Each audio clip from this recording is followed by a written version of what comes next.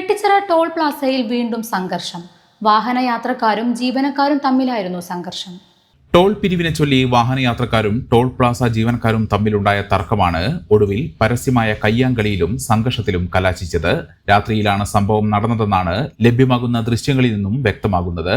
Toll ജീവനക്കാർ യാത്രക്കാരന്റെ കാറിൽ ഫാസ്ടാഗിൽ cash ഇല്ലാത്തതുമായി ബന്ധപ്പെട്ട് തർക്കമുണ്ടായി. പിന്നീട് കാർ യാത്രക്കാരെ മർദ്ദിക്കുകയായിരുന്നു. തുടർന്ന് നാട്ടുകാരുടെ നേതൃത്വത്തിൽ ഒരു സംഘം ടോൾ പ്ലാസയിലേക്ക് വന്ന് അത് സംഘർഷത്തിൽ കലാശിക്കുകയായിരുന്നു. സംഘർഷത്തെ തുടർന്ന് ടോൾ പ്ലാസയിലൂടെയുള്ള ഗതാഗതം അല്പസമയത്തേക്ക് തടസ്സപ്പെട്ടു.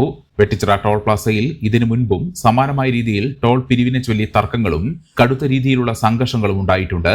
സംഭവവുമായി ബന്ധപ്പെട്ട് പോലീസ് അന്വേഷണം ആരംഭിച്ചു.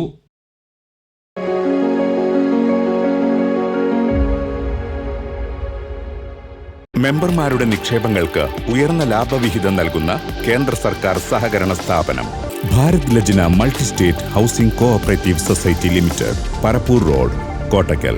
ഫോൺ 9946999976.